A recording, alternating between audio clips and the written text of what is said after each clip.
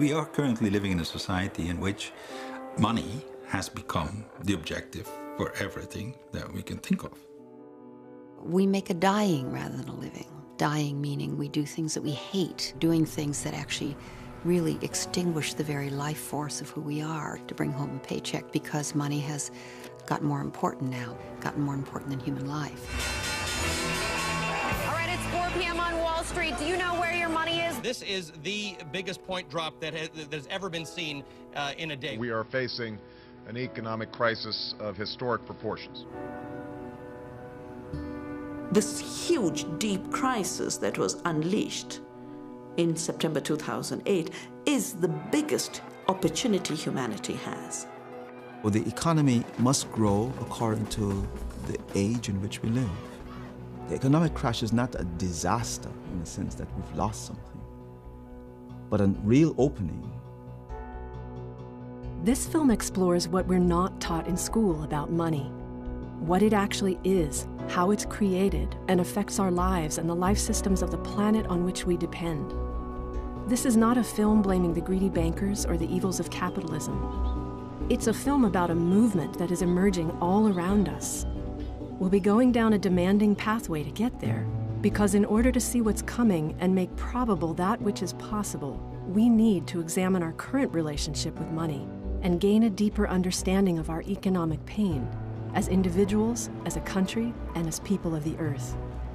We owe it to ourselves to understand the fundamentals of money so we can reclaim life from the rule of money.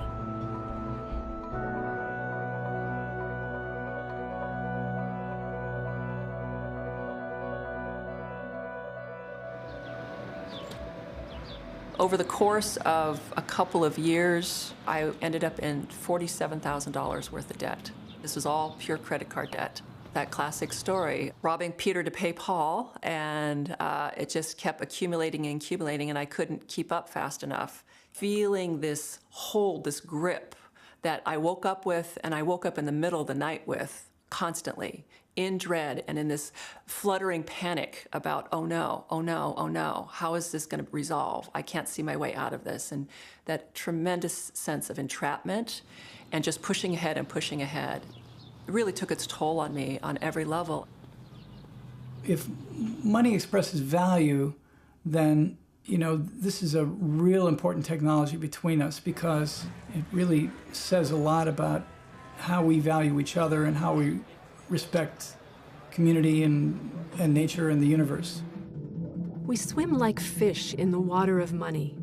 We need money for our existence, but we so rarely question it.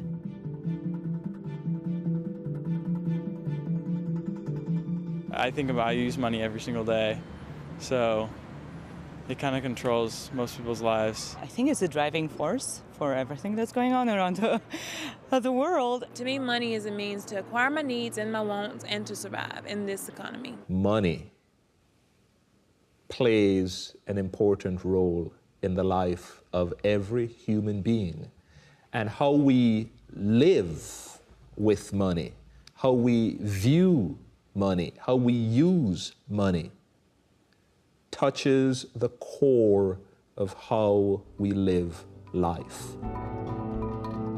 Let's begin by exploring the nature of money and how its role has changed over time. We've totally forgotten that we invented it, that we made it up, that it's not part of the natural world, that it's not part of the biological system. You know, money does not grow on trees. Pennies do not rain from heaven. We invented money, and we invented it, money historians say, to facilitate the equitable sharing of our goods and resources with one another. It served, I think, if not a spiritual, at least a very deeply human function, and from the earliest times. A very great invention to help people realize their interdependence, dependence upon each other. From a bird's eye view, the economy organizes the flow of human activity. Goods and services circulate throughout society to satisfy human needs and wants. And we created money to facilitate that flow. The circulatory system is a good metaphor for the financial and monetary system. You know, blood carries nutrients to all parts of the body. And the purpose of a monetary system is to carry value to where it's needed. The language of the financial system is hydraulics.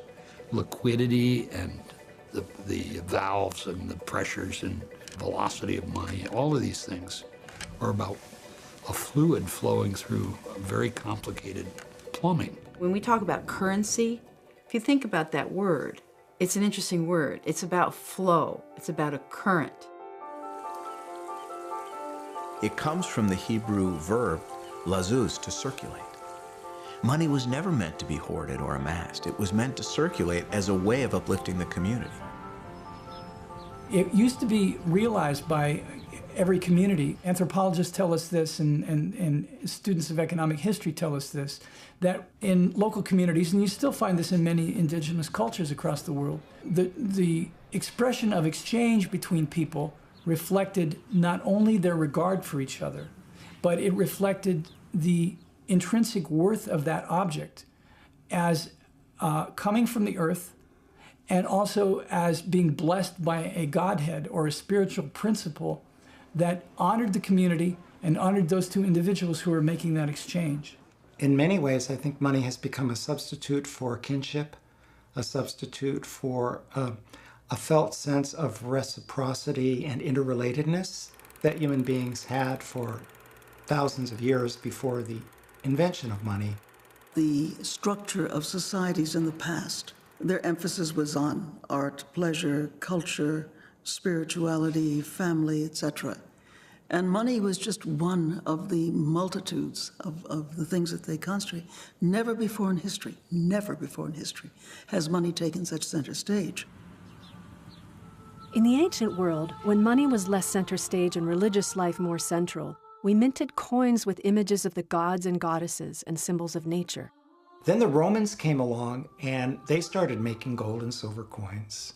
But their image on the coin was no longer the gods and goddesses and the symbols of nature, but of Caesar, of the power of man on earth. And that was the beginning of the shift of money from being connected to something kind of sacred and mystical to being more representative of the power of the state. In the Enlightenment era of the 18th century, as our capacity for rational scientific thinking developed, displacing the rule and authority of the church, man's power on earth intensified.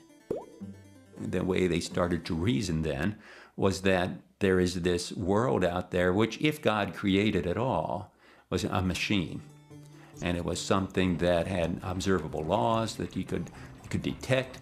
And then once you had observable laws, you could then manipulate this machine to do as you will. There was no longer the sense of relationship with creation. We were somehow no longer created, but we were different. There was now this nature out there which was different from us. This leap in human consciousness gave birth to the Industrial Revolution and a whole new age of human economy. Before this time, our daily needs were met through home production and mutual giving within communities, and we used money only on occasion. Coming out of that, when we moved off the land and into factories, when we moved into the Industrial Revolution, that's at the point when we really became fixated on, I need money in order to survive.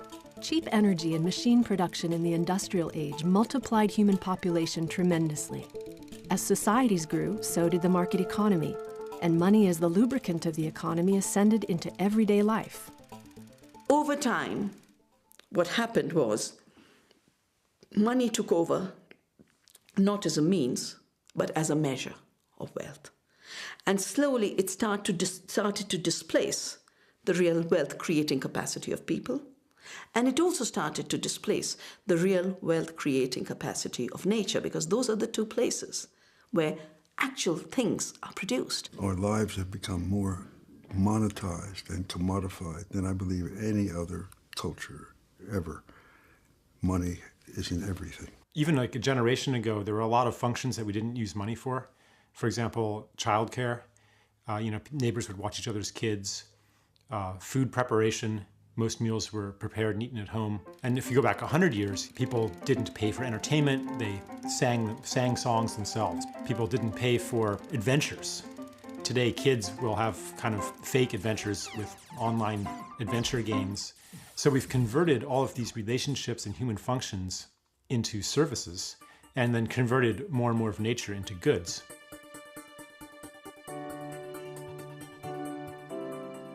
as our Western materialistic scientific society has moved away from this fantasy of the gods being at the heart of the influences of human affairs, more and more money has taken over that role. Have you noticed that many banks look like temples, and we refer to bankers as the high priests of finance? The reason that money is such a powerful idol, such a powerful false god, is because it does have real power. And in fact, it has some of the powers that our ancestors ascribed to God. Like God, money is everywhere and all-pervasive. It makes the world go round. People want money more than anything, even kill for money. We have privileged money over deity, and in fact made of money a deity in our culture. And that all kinds of spiritual disorders can result from that. Okay, I think I have all the envelopes I need for my accountant now. All the categories. I have been so emotionally controlled around money. From the time I can remember, we were always scared there was not going to be enough. I almost could see my father's head, working out the ledger. And he was a chain smoker. And I remember him sitting next to his bed writing sums on envelopes.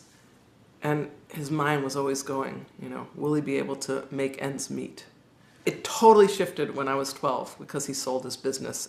But even though there was actually enough money then, it still didn't change the anxiety, fear, scarcity, terror that one day it could all be taken away and you could be left with nothing.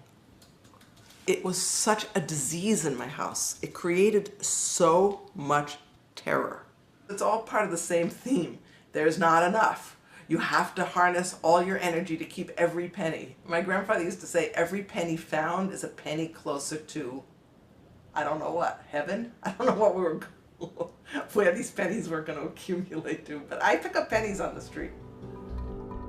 Money has taken on godlike influence in our lives. What is money really, that it has such power?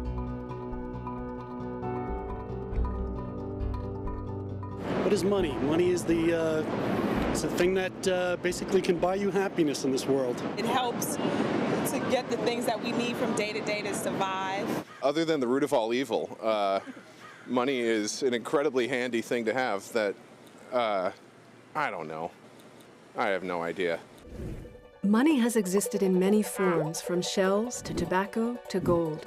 Any object becomes money simply when we agree to use that object for the purpose of money. In other words, money is an agreement within a community to use something as a medium of exchange. The community could be local, could be a city, could be a country, could be the world. And anything has been used historically almost as a medium of exchange. Over time, money has become more ethereal and abstract in form. In 1971, money was delinked from physical substance altogether when President Nixon took the US dollar off the gold standard. Today's money has reached the height of godlikeness, existing in the form of binary digits and flowing through computers at optic speeds. We call that fiat money. It's money by decree. There's nothing intrinsically valuable in it. It's just that we all accept it in payment for goods and services. Another way of looking at it, it's a claim on a certain amount of purchasing power somewhere. And we've all agreed to honor that claim. If we cease to honor the claim, then it will cease to be of any value to us. Of course, that's true of any money. But gold or tobacco has intrinsic value, and so consequently, even if you decide you're not going to honor my payment in tobacco, I can still go smoke it or sell it for something. That has intrinsic value. Our current money supply has no intrinsic value whatsoever. It's just purely agreed upon social institution. Put simply, our money today is faith-based. How does that work? When I was little, I thought, well, the government makes money, and then I go and I work, and then I get some of that stuff and I use it to go buy my Barbie doll or whatever. I just had a very simple idea.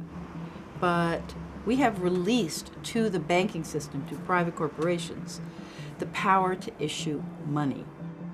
The noted economist John Kenneth Galbraith, in one of his books, said, "The way in which money is created is so simple that the mind is repelled. Money flows into the economy through the central bank. In the United States, that's the Federal Reserve, or the Fed, a private banking corporation. The Fed creates new money out of thin air by simply writing a check to purchase U.S. government debt. The Fed has no bank deposits on which that check is drawn. Private banks then multiply this new money through a process known as fractional reserve banking. The banks only have to keep 10% of their deposits on reserve, and the rest they can lend out, thereby expanding the original amount. Let's look at a simple example. Say you earn $100 and put it into your bank. The bank keeps $10 in its reserve account and then loans out $90 at interest to another customer. That customer deposits the $90 into the bank. The bank keeps 10% in reserves and loans the rest out at interest. This continues until the original $100 deposit expands to $1,000.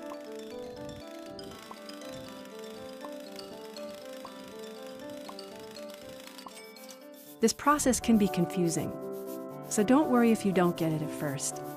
Most people don't. The important thing to remember is that all money comes into existence as debt.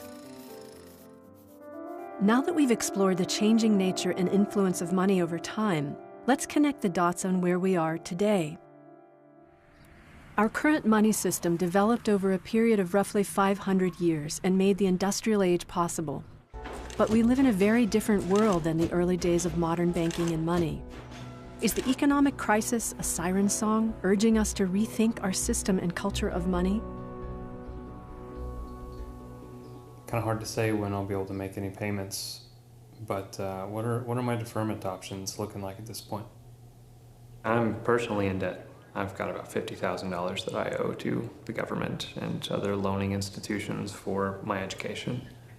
That's just kind of difficult when you're just getting started out and the loan payments that they're asking you for are as much as your monthly living expenses. So you're left with a choice between paying down your debts or affording to live that month. So you got to make a payment on your loan now? I guess. Yeah, I just paid that too. Delinquent. That's why I'm maintaining my school status right now, honestly. That is my strategy. So I keep my part-time student status and it keeps my loan in deferment. It's the only way that I can, pay to keep on right now. I mean, we're both stuck with a whole bunch of student debt, and we're not wanting to just go back into the same system that produced our own personal situations. So, what am I going to do? Go get some cubicle job where I'm compromising everything that I want to bring into the world and the ways that I want to add value and be creative and innovative.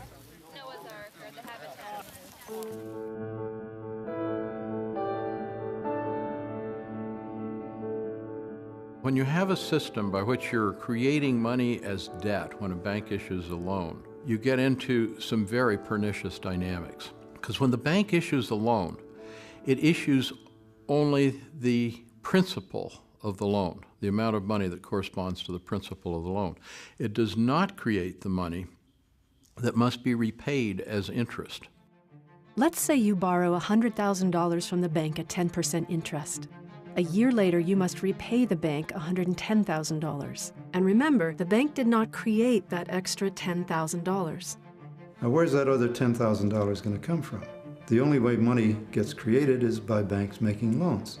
So the bank had to make a loan to someone else to bring that additional $10,000 into the economy. So each year, more new money must be loaned into existence to cover all of the past outstanding debt. And that debt compounds at the rate of interest. Since compound interest is an exponential function, and money is created on the basis of loans that carry compound interest, you have an exponential growth in debt. If it's a debt-based, interest-based system, you put out 10, you take back 11. You put out 11, you take back 12 and a half. So it grows and grows and grows. It's a pyramid scheme until eventually the whole world is locked in debt. That's why we have all this pressure on growth, growth, growth. We have to always expand just to find the money to service the debt that is our money supply. Just to stay where we are, we have to grow, grow, grow. If the economy's not growing fast enough to increase the debt fast enough, then the loans go into default just because, you know, people are scrambling around to get the money to pay back the bank. It's like a game of musical chairs. Everybody knows that game. We all played it as kids. If you don't have enough chairs, then somebody's going to lose out. That's the way it is with the debt money system. Will somebody default? Yes, there is always default, because that's what the nature of business is. That's the nature of capitalism. We're taking risks. Is that bad? No, not necessarily. We live with risk. This risk we call the business cycle, which goes something like this. In boom times, debt accumulates exponentially, like plaque building up in the veins of the economy. Since people are competing for a scarce amount of money, inevitably someone defaults. These initial defaults trigger more defaults, and the cascade of defaults eventually crash the economy. The crash wipes out bad debts and people's savings, but with the bad debt cleared, the economy's circulatory system begins flowing upward again. So it is a system that has boom and bust cycles built right into it. There had been 187 monetary crises over the last 25 years. There have been 96 banking crashes in the last 25 years. The system is systemically unstable. The reason the whole system's collapsing is that the whole world has been locked in debt. Every government's in debt, people everywhere are in debt. How could they all be in debt? Who are they in debt to? They're in debt to the bankers who created this whole system and are taking back more than they put out.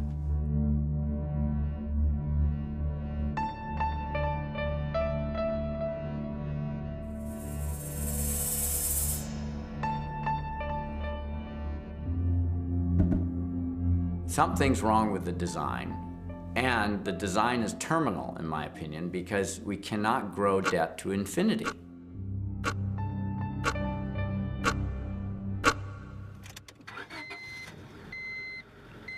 Certainly never anticipated bankruptcy. Real big feelings of shame and fear were all leading up to the decision of making the bankruptcy. Once I decided I was going to do it, it was like, oh, so much clarity opened up. Things got lighter automatically.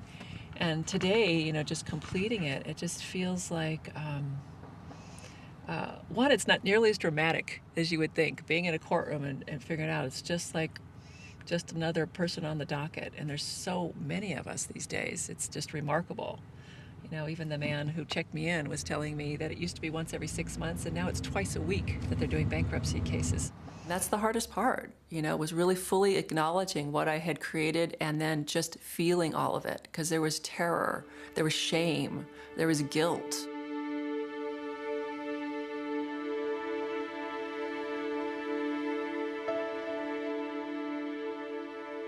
Money was taken to another level of privilege when the entire modern economy was created on the basis of GDP and gross national product. Following the Great Depression and World War II, we created what is known as gross domestic product, or GDP for short. GDP refers to the dollar amount of goods and services produced nationally. Today, we look to GDP like a thermometer to measure the well-being of our societies. What we get into as we're just pursuing the growth in GDP is the faster we take useful resources out of the environment, run them through the economy, and to dispose of them as toxic waste into our air, water, and soils, we count that as progress, irrespective of whether that economic activity did anything to actually improve the value of people's lives. Simple example is a train wreck. Train wreck is good for growth. First of all, the undertakers get some work, but also then you're going to have to build new train cars and new railroad tracks and so forth and so on. That's literally how we measure growth now. I think that the crisis today stems from the fact that there's almost nothing left to convert into the realm of goods and services. Anytime something gets converted into goods and services, the GDP grows, the economy grows. How long can this last? You know, how many more fish can we convert into a catch, and how many more forests can we convert into board feet, and how many more relationships can we convert into services? There's almost nothing left. We still haven't connected the dots between interest rates and climate change. We haven't recognized that in a debt-based economy, we have interest rates that are created. That means that there are loans that need to be paid back. In order to pay those loans back, then people produce too much, and people consume too much. Our whole environmental crisis is a consequence of an economy in which, in the aggregate as a species, we are consuming faster than the environment can regenerate. Our entire economic system, fueled by the financial system, despite all of its great achievements, and I'm a capitalist and I'm a believer in free markets, this is the system that I believe in, but it has some very, very fundamental systemic inconsistencies with the reality that we live on a finite biosphere. Whether it's climate change or the water crisis or the soil crisis, all of these crises are symptoms of essentially us breaking through the safe boundaries. And that puts into question the whole premise of our ever-expanding system. And it's not capitalism versus socialism.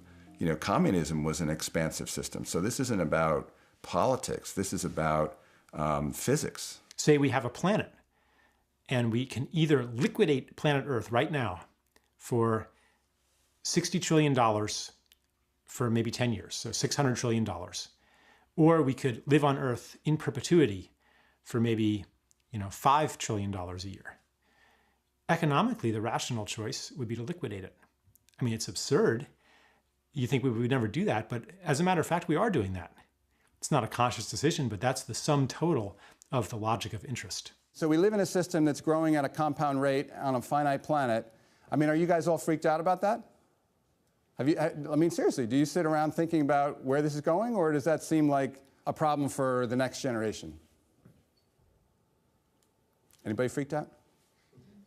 No one looks freaked out. You're freaked out.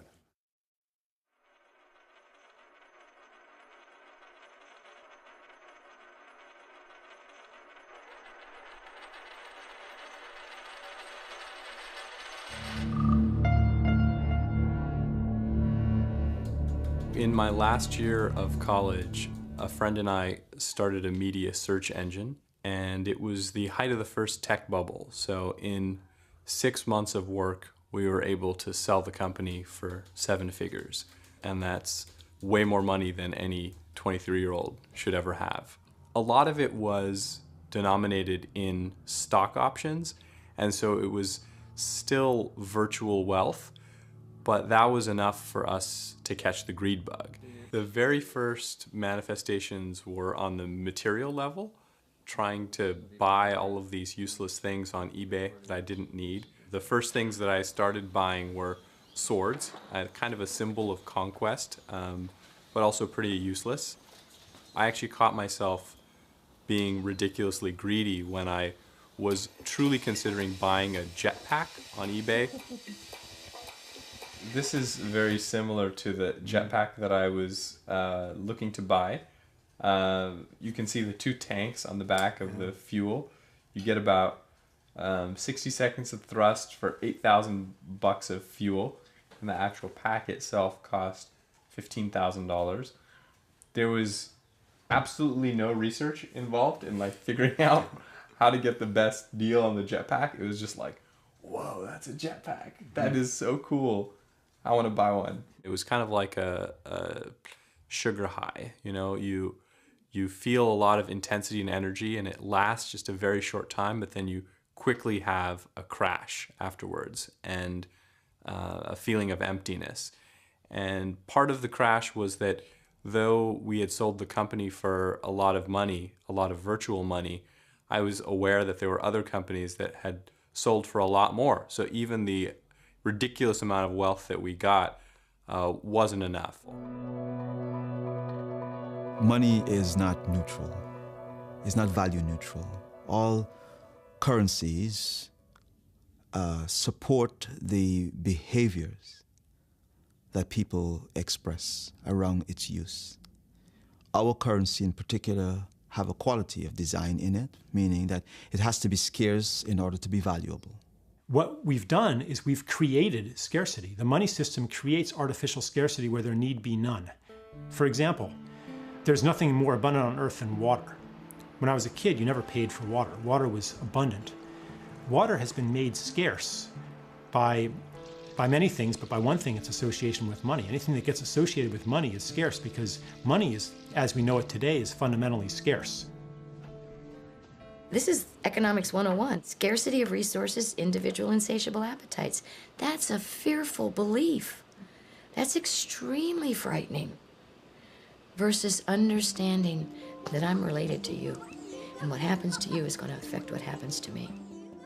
I know there's places where there is not enough. I'm not talking about that. I'm talking about the lie of scarcity that is an unconscious, unexamined system of beliefs that's even before thinking. We look through a lens of scarcity at the world. So we immediately think there's not enough to go around everywhere we look. So once something is scarce, you would see the tendency of people competing. Now, the idea is scarce. It's an idea of scarcity. It's not really scarce because it's man-made. More can be made available. When we think of scarcity and when we think we don't have enough, we begin to hoard. We have a world full of people who love to accumulate and claim their value or claim their prowess based on how much they've accumulated. Most financial institutions are all about how much they can accumulate. Put it in banks, put it in stock, have huge amounts of it, let it keep building and building upon itself. When I was a kid, if somebody could say he was a millionaire, that was amazing. Now it's almost meaningless. You know? It's like, you got to be a billionaire or more. And it's become this goal in and of itself. There's a sickness there. It's an addiction. And it also means that it drives people to do everything they possibly can to exploit everybody else just to get more money. It has also encouraged sociopaths. I think it's created sociopaths. Actually, the accumulation is extremely unhealthy. It's like having a blood clot, in a way. I mean, we die when that kind of circulation is stopped. Money will make us a little bit more happy, particularly if you're very poor. There's a certain amount of money that will move you from poverty to having what Erich Fromm called a pleasant sufficiency of means. What we might think of as just as a middle-class lifestyle where your adequate basic needs are cared for. But beyond that, it doesn't seem to buy much happiness. We have projected onto money, naturally because of how things evolved, all of our hopes, all of our dreams, all of our fears, all of our desires, because money seems to be the thing that stands between us and getting our needs met.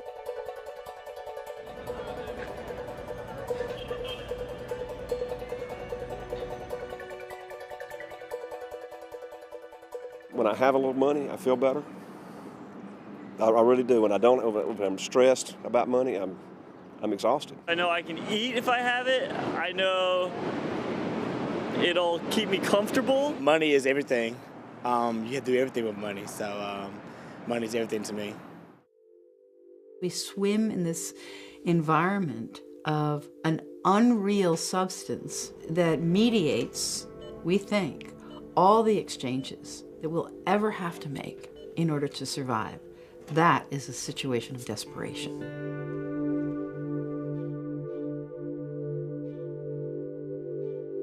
Today, about 2/3 of our economy is based on consumer spending. Because the economy requires constant growth, if we stop spending, we fall into a recession, or worse. Instead of citizens, we kind of think of ourselves and are referred to as consumers.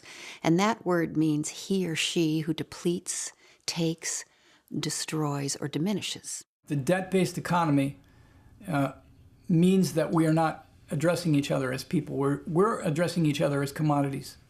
We're seeing what we can get from each other. Money becomes an instrument for satisfying desires that are somehow there. But desires can be artificially created by the external world. You know, we're being bombarded with thousands of images every day that are telling us that we don't have enough, we don't look right, we don't smell right, we're not lovable, our houses aren't clean. Which convinces us that we've got to have all kinds of things that we don't need, and we're constantly accumulating more and more and more and more and more. Okay, it's all reuse stuff, but that doesn't mean there's not stuff. Wait a minute, prepare. I'm serious. You'll look over at the wall of shame. Look it. It's like a house constructed of Rubbermaid tubs.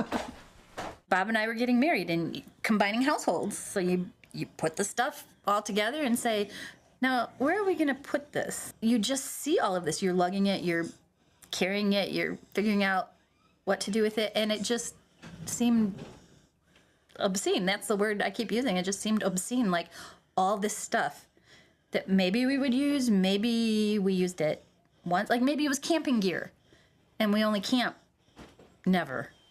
So we were having a garage sale. We have tables and tables of stuff out in the garage, and I'm looking at it, and I just got this feeling like, ooh, I don't even want people to know that we have all this stuff. What does this say about me, about us? They call Americans materialists, and I think we're very poor materialists because we don't appreciate the material. The real materialist has an experience of pleasure in relationship to stuff. But what we have is some frantic process of moving as much stuff through our lives as possible in a desperate search for a sense of security and a sense of value and worth.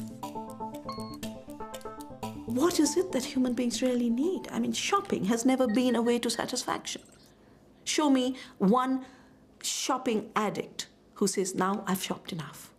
We really have very few boundaries around enoughness. How much is enough? I mean, you ask everybody that question, and there's no limit to how that gets answered.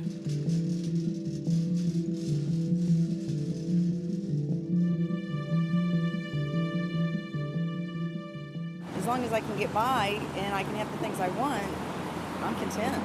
You only need enough to make it through the day. There's no limit. The more you have, the better. I'm not sure if I have an answer. We have so much fear and suffering around money. Families fight, even divorce, over money issues. Relationships fall into distrust. We get sick from worrying about money. I've worked with many of our global billionaires, and they're suffering in their relationship with money. They can't even sleep at night if the stock market starts to go down because they think they are their financial net worth. If we can just insulate ourselves for just a moment from this barrage of messages that comes down upon us in our culture, we all know, as our deeper and better selves, we all know that a person's real worth has nothing to do with his or her net worth. But our default position is money.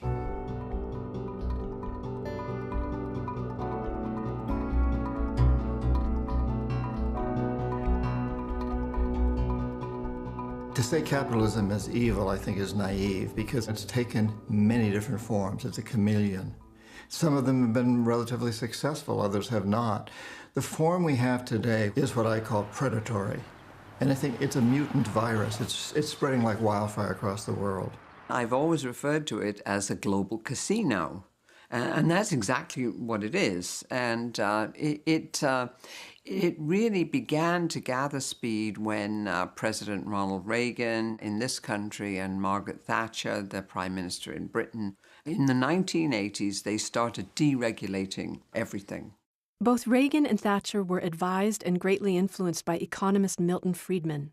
Friedman was the leader of the Chicago School of Economics and a loud champion of what is known as free market capitalism. As three principles. One is that the only goal of business, the only responsibility of business is to maximize profits, regardless of social and environmental costs. Two, businesses shouldn't be regulated, or regulation should be minimized because regulations get in the way of making profits. And three, everything should be run by private business. The doctrine of free market economics believes that markets behave rationally and efficiently because the people that make up the markets act rationally to maximize their self-interests. In other words, markets are inherently self-regulating and spread prosperity best without government interference. This so-called rational market theory took its cue from the Enlightenment era's scientific paradigm, which reduced humans to rational separate parts, operating in a purely mechanistic universe. The 1980s brought in a new economic paradigm. Reaganomics was the popular name for the economic policies of President Reagan, which included widespread tax cuts and deregulation of domestic markets. Otherwise known as trickle-down economics, the theory assumed that benefits given to the wealthy trickle down to the needy. The Federal Reserve, in the presence of bubbling inflation that was scary and prices rising out of control, took a hard turn to the right. And by that I mean In the 1980s, it shifted its emphasis in favor of capital, that is finance, banking, and away from labor, and by labor I mean working people in general, wages, the robust economy that allows wages to rise and spread prosperity more broadly. These changes in regulation and policy transformed corporate culture to the single mission of maximizing profit. Over the next few decades, corporate monopolies swallowed up small businesses, and manufacturing moved to less industrialized countries, where labor was cheap, natural resources less tapped, and environmental regulations less strict. I actually am a fan of free enterprise and what I would qualify as true capitalism. What I believe we are experiencing in this country is we actually have an overstory of global corporate interest guiding policy. That's not all bad. We have a global market. A corporation is quite efficient at distributing money and credit and products and services globally. But it's been at a very high cost to local economies. It's like what we would call in agriculture a very unhealthy monoculture, directed from central banks and from the pinnacles of society, with no real understanding of what's going on the ground. The Wall Street financial institutions have become, to use a computer analogy, essentially the operating system of the society.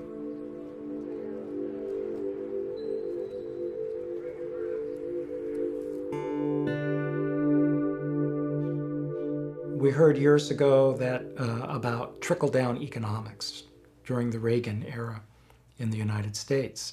What's actually happened since that idea came into the collective is the opposite. The upper classes, and particularly those who know how to manage this new form of money, actually put thousands of tiny siphons down into the middle and working classes and sucked up most of the wealth. It wasn't trickle down, it was siphon up. In the past 30 years, the wealth gap in the U.S. has increased steadily. The average income for the bottom 90% hovers at $31,240, while the top 100th of 1% now makes an average of $27 million per household. In our gut, we feel like something's wrong. How come my standard of living is going down generation to generation, while the global elite is garnering money that is incomprehensible? People who have net worths of tens of billions of dollars. And yet the guy on the street, actual quality of life and wealth accumulation is becoming ever more difficult.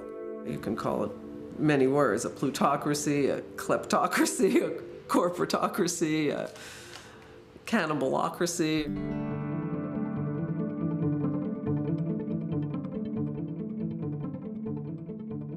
I was working particularly in a slum near Gandhi Ashram, and I'd met a guy in the slum who was better than me in every possible way. And he was smarter than me, he was harder working than me, he was even more compassionate than me. And the only way that I was better than him was that in a single year I would make more money than he could make in 5 lifetimes.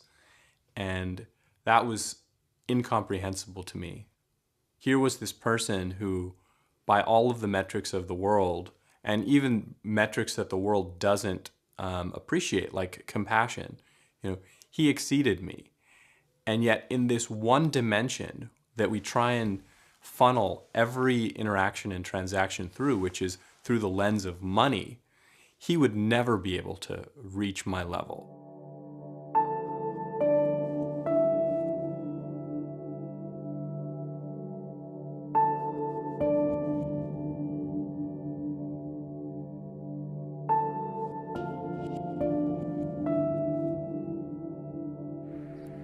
Investment dates back to the origins of money and has served very beneficial functions in supporting healthy flows of wealth. But the investment banking world lost its mooring in the real economy and morphed into a global casino with disastrous consequence. If you look at the amount of money in the world, there's no shortage of money. But most of the money being made and exchanged in the world is money making money off of money and derivatives and arbitrage. I think maybe the estimate is 5% of the money exchanges that go on in the world have anything to do with goods, services, or capital equipment and building capital capacity. I got to a point in my junior year where I had done the networking and I connected with people at the banks down in New York, and I became in their social circuit, and I got to really get to know these people and see the lifestyle beyond the office.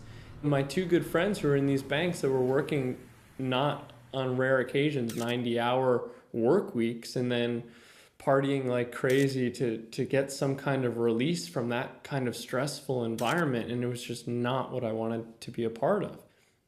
The idea that I had attached myself to of going to a bank, working for the market, and being able to make that kind of significant paycheck and income that would allow me to free myself from the financial burdens of not only just taking on the debt to go to university, but to really have the financial resources to do the things that I was passionate about.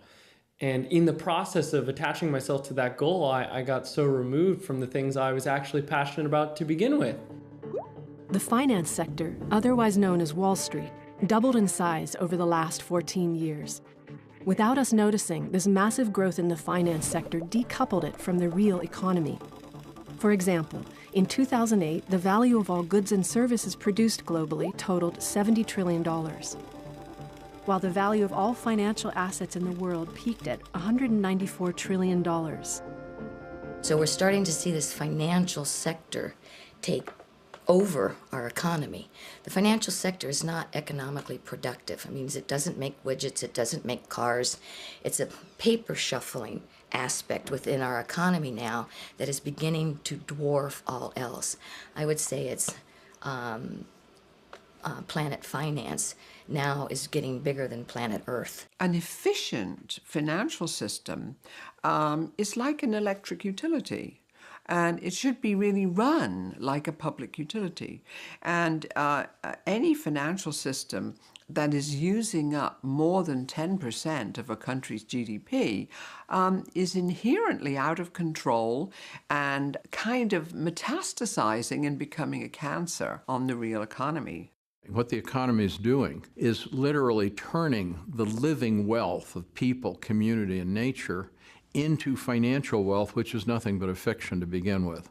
So this becomes essentially an act of theft of the real resources of the rest of the world. And that is this distinction between phantom wealth, which is pure money, unrelated to the creation of anything of real value, versus real wealth, which, if properly understood, the most valuable forms of real wealth are those things that are totally beyond price, which are, love, a healthy, happy child, a strong family, a caring community, or a healthy natural environment.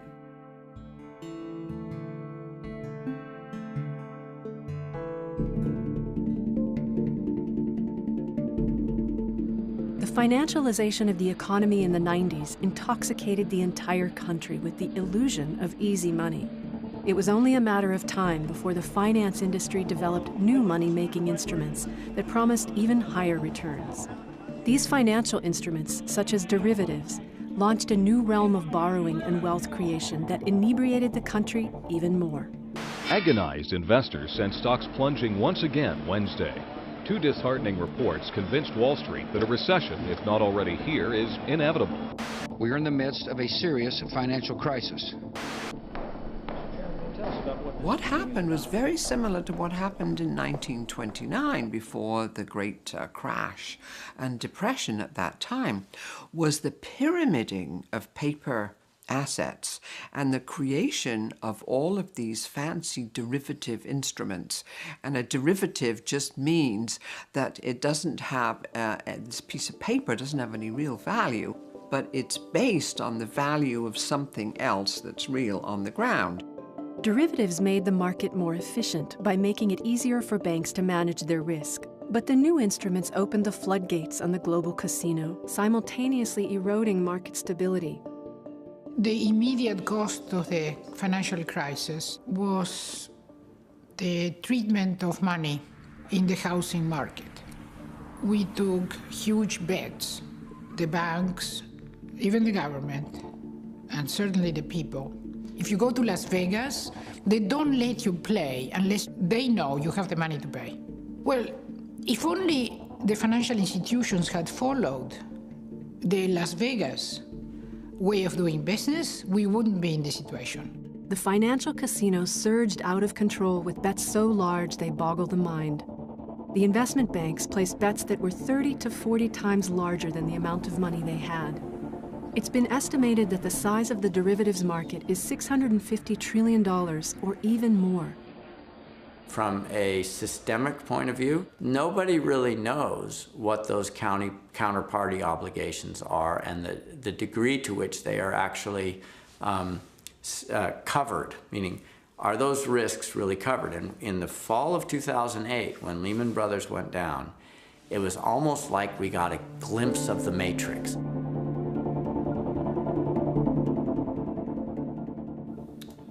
In 2008, after having a whole year of premonitions that I should make some changes, because I knew for the whole year of 2007 that I wasn't comfortable with the stock market, and I didn't know what it was because I didn't understand how my money was invested. I just trusted these two women and I said, okay, they have what's best for me at heart. It never really got in how this money was being made. And it was never really clear to me that the way I was participating in this debt economy was not actually in alignment with my values. I didn't understand that on the facts side, but I understood it intuitively. And then 2008 came, wham, exactly my worst nightmare happened. I lost money, more money than I ever thought I was gonna have in my life. And I was in a complete state of both terror and rage, not just at them, but at myself. I was really angry at me that I didn't know how to steward this money. Because part of it was my inheritance from my parents, which they worked really hard for. Part of it was me squirreling away money every year, not taking vacations with my kids, not doing all kinds of things so I'd have a nest egg when I got to be 60. It was so shocking and overwhelming that my worst fear came true. Debt has always been used as a bargaining chip in investments. But this new era of gambling was different and had all the makings of a perfect storm. Lack of transparency and deregulation. The massive scale of money and risk, combined with a global economy that was more interconnected than ever before.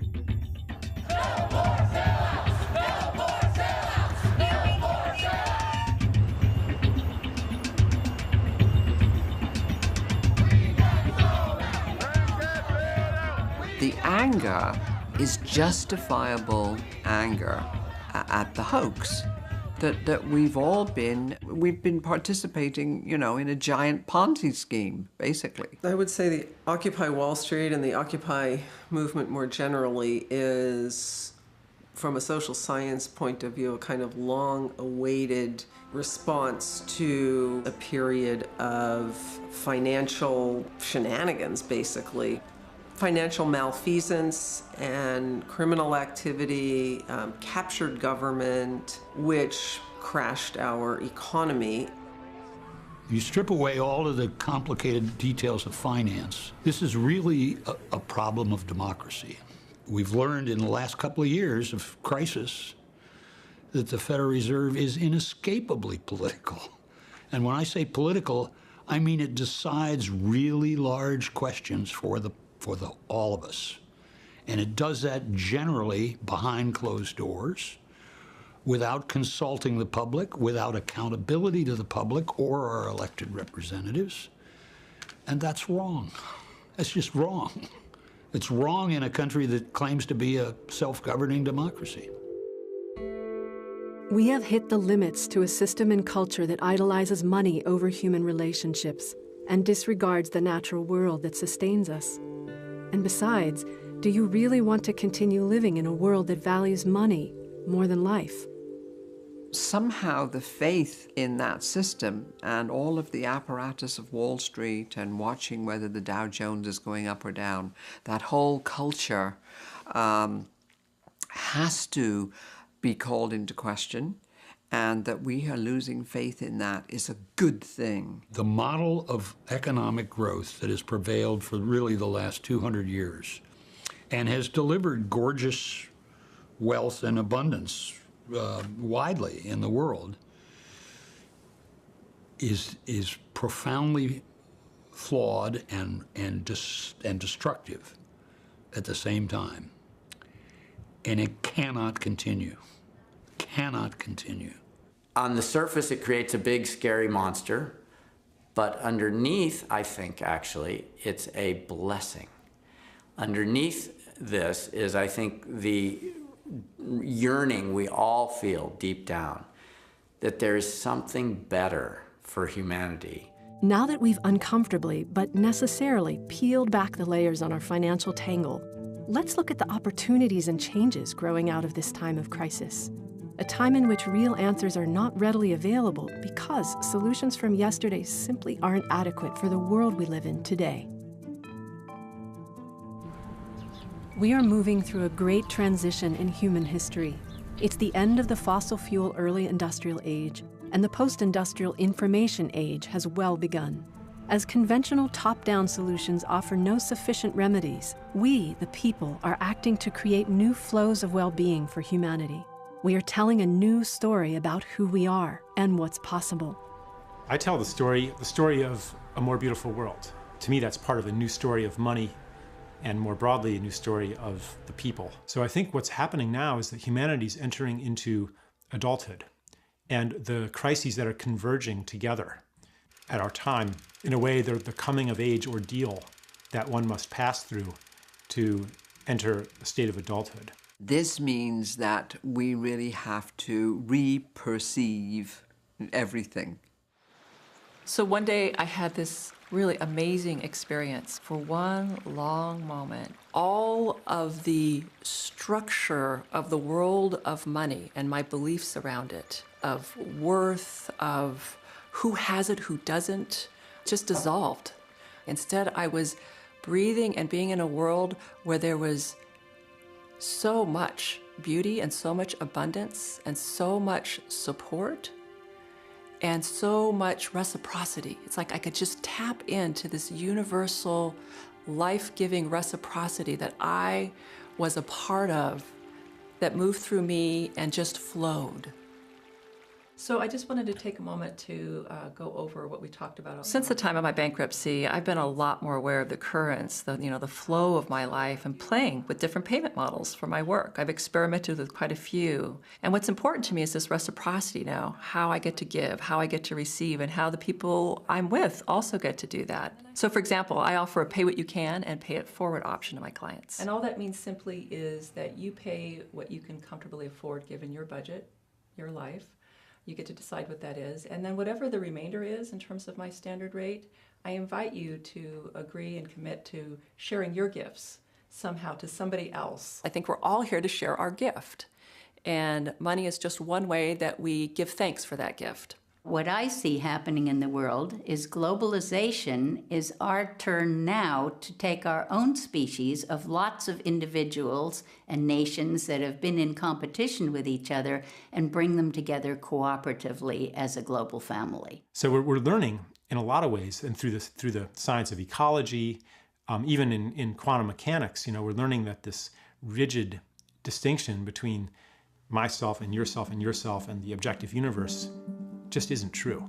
And that shifts the paradigm of the world from a you or me world to a you and me world, where there's enough for both of us to make it at no one's expense. And that's a completely different relationship with life, with one another, and with reality. There's a maturation curve going on here. There's a youthful phase that's creative and competitive, and there's a mature phase in which the competition becomes friendly and the cooperation dominates.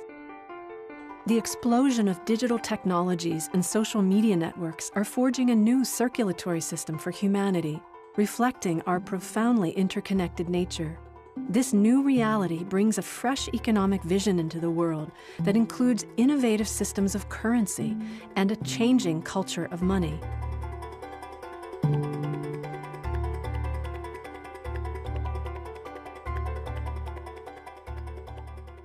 The first step is a fairly modest one, which is people begin in conversations among themselves. They can ask themselves not just who they're mad at in politics and who they like to throw out of office, or not even just railing at greedy bankers, but, okay, we're in for deep change here. What would we like this country to be? I would do a redistribution of the economic wealth. I think I would legislate by fiat universal brotherhood. Every person, like out of the goodness of their own heart, uses their money efficiently to help others. Countless organizations and initiatives are sprouting up around the world, transcending the old model of scarcity and competition, and working to mobilize a new economy. There need be no scarcity in the information age, because if you give me information, I have it and you still have it. So everything, all of the intellectual models of the new economy are about cooperation, sharing, and abundance. The Occupy movement, expressing similar underlying grievances as the Tea Party, stands on the shoulders of social movements from the 60s. The early encampments modeled some of the key features of this new economy, displaying a shift from top-down concentrated power to decentralized participatory decision-making. The movement has engaged in collaborative, egalitarian, transparent, and ecological practices using peer-to-peer and open-source technologies. Occupy was criticized early on for having no single demand. That's because the movement seeks to fundamentally alter the flow of human civilization, knowing that money plays a crucial role in that shift. This movement is very much about building cooperative relationships. It's about working together for a common goal. And when people are able to plug into those kinds of situations where they're working with other people in a very cooperative way for a common goal, it is some of the most deeply satisfying, fulfilling, and life-affirming activity that people can have. The populist movements of this era reflect our need to move beyond patchwork solutions. They are expressions of our hunger for transformation, our hunger for a better future.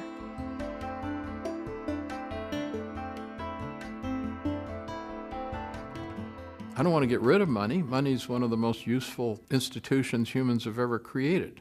But it is useful and productive as a means of exchange when it is continuously directed into productive activity and productive exchange.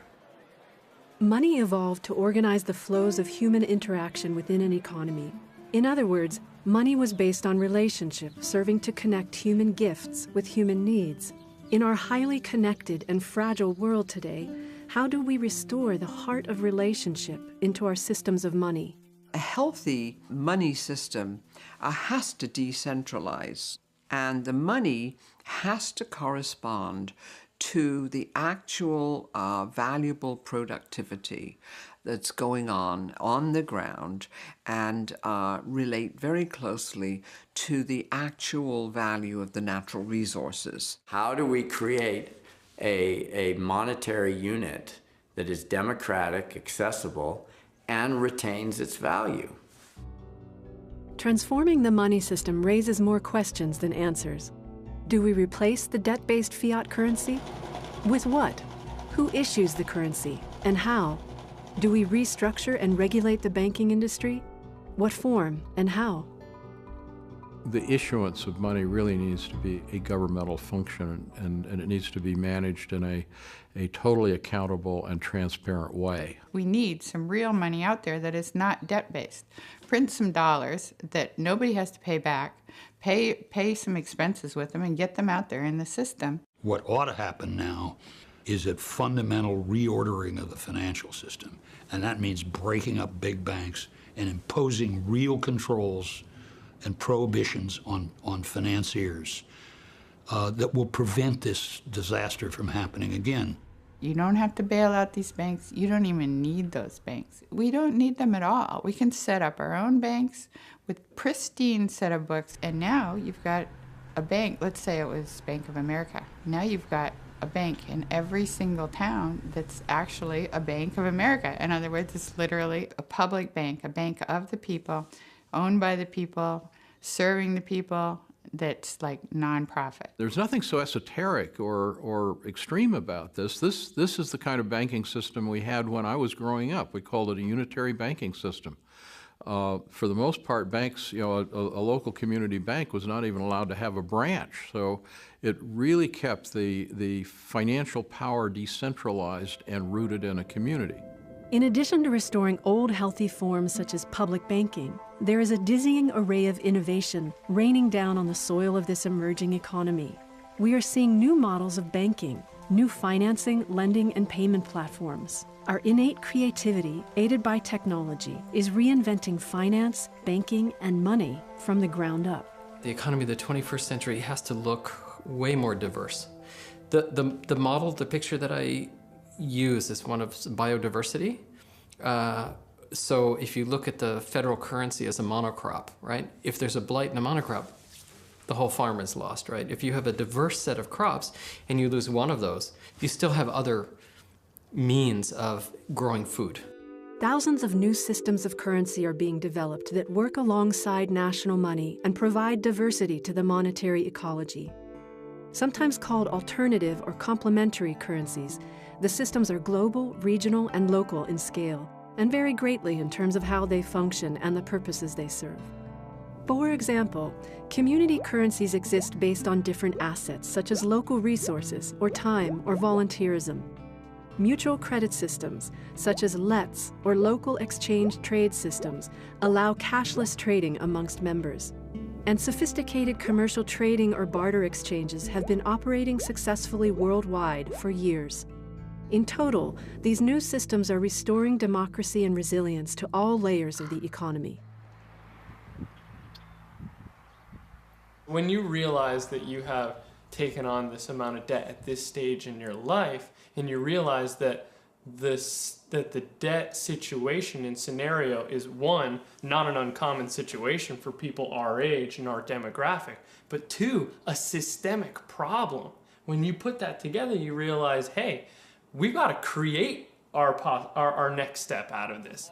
Coming from a situation like this, it's definitely a motivating factor to go and do meaningful work in the community, to provide new ways of being and doing and co-creating.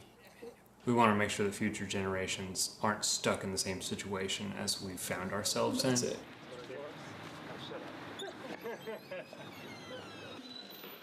So this is how the Hero Rewards program works.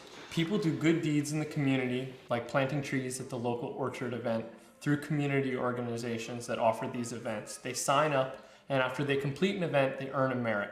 And this merit is exchangeable for promotions at local merchants like yourself. You set up a deal that you'll honor the merit for, like buy one, get one free cup of tea. So with the system, we're going to do three things. We're going to support local nonprofits in doing great things in the community. We're going to get locals more local purchasing power, and we're going to generate more deal flow for local merchants. We see this system as one of many transition systems in the transaction world that's designed to lessen our dependence on the current money system. You know, the more and more people realize what goods and resources and value they intrinsically have inside themselves to communicate and to share with themselves and others, you know, that can be reflected, and that is what's reflected in this system. So that people can interact in new ways that aren't so dependent on how many little dollar bills we have printed and are outflowing at a given time, because that was just an agreement. We made it up, and we can do that again. I think these complementary community currencies, they will allow us to create a whole new system of exchange that will enable us to live a better life with less production of waste, with more harmonious relationships amongst people and amongst nations. We're starved of cooperation, we're starved of relationships with nature, with each other. And we can reactivate that by creating currencies that actually, in favor, provide incentives to go in that direction. So I think sustainable abundance is available. We just have to rethink our money. A democratic, trickle-up economy is unfolding, powered by people who want a world that values life more than money.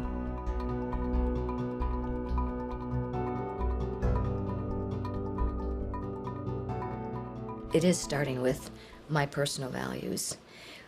I've spent time thinking about mine and what I care about and the kind of work I do and in how I conduct my life. I think we're going to have to come back to some basics. We have to look at how we spend money, how we save money, how we use money.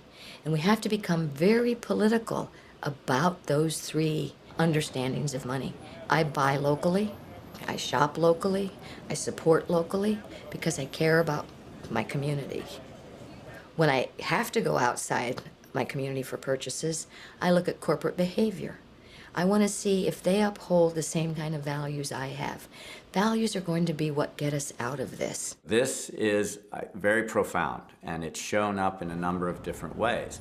Socially responsible investing, which is now 30 years into its evolution, is now over a $3 trillion marketplace where people are saying, I want my money invested consistent with my values and with mission and purpose behind it. The marketplace is democratic if we choose to make it such. And we've had tremendous success in the past. You know, we got rid of apartheid in South Africa because we refused to support corporations that contributed to apartheid. If a company was doing business in South Africa, the pension funds would stand up at the annual meeting and say, we're going to divest of your stock unless you get out of South Africa. And that actually worked. And I would argue that's probably the trigger that brought the end of apartheid. So the power of money and the power of capital can move mountains. How to do more local stuff like some of the funds that you described to me or some of the community banks. Real huge shift came when I decided to go to someone who was not with one of the big investment houses, really his own person. Everything in me told me yes. And it was so hard to trust that. I couldn't get corroboration from anyone. My family was all against me. My sisters thought I was nuts. My daughter was totally behind me because she knew that I was really upset that my values were not in alignment with my investment strategy. I owe this to my grandchildren. I have to be able to face them, or when I'm not here anymore, they have to be able to say, well, at least my grandma did something to make the world a better place, because that's what my parents did.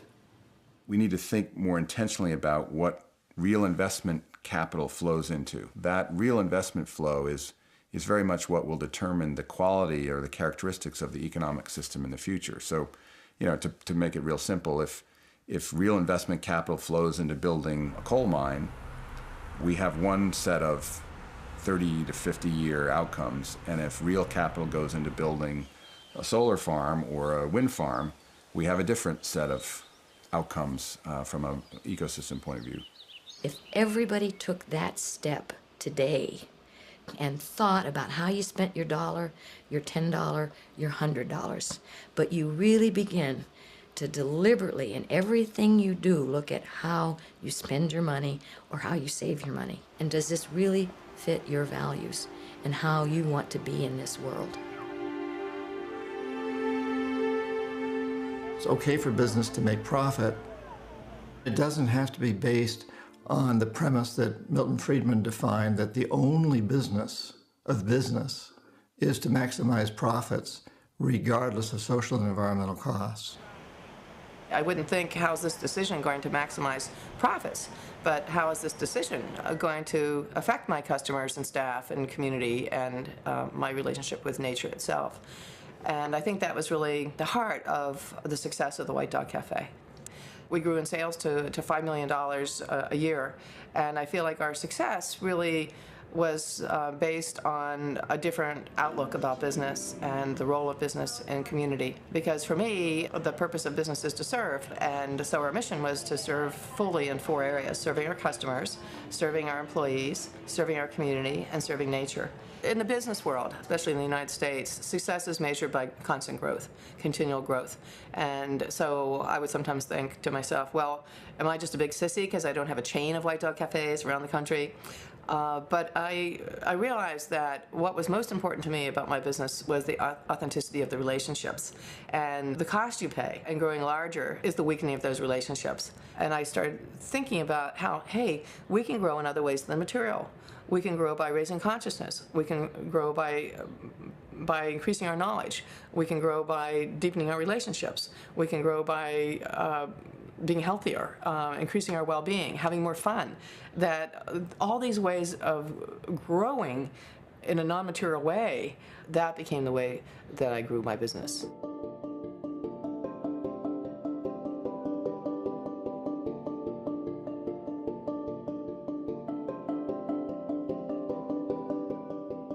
If you let go of trying to get more of what you don't really need, which is what we're desperately trying to get more of, what we're trained to try to get more of, it frees up oceans of energy to turn and nourish, pay attention to, and make a difference with what you already have. When you nourish what you already have, pay attention to it, make a difference with it, in the nourishment of that attention and intention, it expands before your very eyes. We humans, by the grace of evolution, receive neurochemical rewards of pleasure, endorphins. We've heard of them, haven't we? Not only when we are cared for, but when we care for another, be it a child, be it a lover, be it a friend, be it a pet. Getting involved with Boulder Giving was one of the first times that I kind of publicly acknowledged that we like to live generously, and it's a joyful thing. It's a good thing. We did start being much more clear that we've got this. Why are we trying to maximize our money? Just put money to use for the things we believe in. People don't have what they need to live, and we have everything that we need to live. Our 2000 income was quite small, $35,000, but we continued our commitment to living a philanthropically generous lifestyle by tithing a minimum of 35 to 40% of our income. We used our savings to fund these items since our income was so low, and at 64% of our adjusted gross income. And then you just file your returns. We don't do extreme sports, we do extreme giving. It's like cell division. The more you give and live attuned to other people, the more I have of myself. So I think that's part of what has changed a lot. And that's part of what makes me feel good or gives me joy or makes me feel like there's another reason that I exist in this world. The greatest gift we have is the gift of life and the gift of community, and not money. And so at the core is a call to generosity, not a call to possess things. Because if life teaches us anything, it teaches us that we will have to let go. This is the reconceptualization, is that the 401k wasn't real abundance. And the abundance that we can all create together is of a completely different nature. So we're about to go over the San Mateo Bridge, and I'm going to tag the person behind me by paying for their bridge toll, and I will give them this card, which is a smile card. Hi. Could I get a receipt for that? Sure. And also, I wanna pay for the toll for the folks behind me. So could you take that and give them this card as well? Before, when I would meet someone that I probably would never see again, you know, maybe it's cause to just ignore them or not really engage with them. And now when I meet someone that I may never see again, it's almost an opportunity. Like, I may never see this person again. How can I do something to make them happy? She smiled. When you can expand your sense of self beyond your narrow interests and start putting someone else's interests before yours, even just for a fraction of a second, you feel connected to them. When I connect to another person, then their joy becomes my joy. The real wealth of a nation, indeed of the world, does not consist of these financial instruments or objects. It consists of the contributions of people and of nature.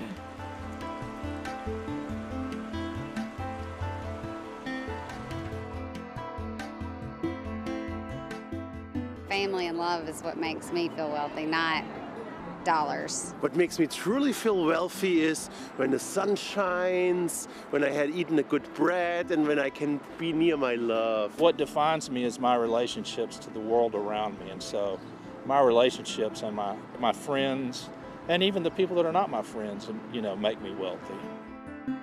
The new field of happiness studies is revealing what we already know in our hearts. We exist to connect. So the wealth is the tendency of the human being to stand with each other, to stand for each other's potential in the world. This is wealth, when the economic flow is just. I do not believe in individual, insatiable appetites. I believe we are connected in a way that we care for each other. I do not believe we're going to run out. I believe there's a prosperity, a creativeness in being human. If we know how to align ourselves spiritually with our values, with our beliefs, in the energy around us, we are prosperous, we are affluent. The old economy of endless growth, fueled by overconsumption and greed, is dying. And a new economy, based on a new understanding of human nature and planetary health, is emerging. It's like a design revolution from top to bottom. And that ought to be fun, because everybody can be involved. Changes in the system and our culture are doable, but won't be easy, because change of this scale is inherently volatile and takes time, and will meet continued resistance from the ideology and institutions of the old economy. We feel in our gut that the world could be different, and each of us has a part to play in bringing it forward. This is clearly the most interesting time in human history. I mean, other times in history thought they were it, but they're wrong. This is it. This is the time in which there is such an acceleration of events, of shifts, of whole system transitions. It depends on how fast the new generation gets it. They're educating themselves. There are wonderfully instructive materials available now on the internet. And I hope this film will be part of that process of getting people to get that there are different ways of doing things and that there is nothing to stop us. My favorite Rumi poem ends with the line, "Why do you stay in prison when the door is so wide open?" Now is the time to come together as a people in our local communities and across the globe to debate and discuss, to innovate and experiment, to reconnect and regenerate, and reclaim our humanity in the story of our beautiful world. Now is the time to walk away from the false rule of money and undam the rivers of true wealth with money in service to life. The future is summoning us to live the world we know is possible,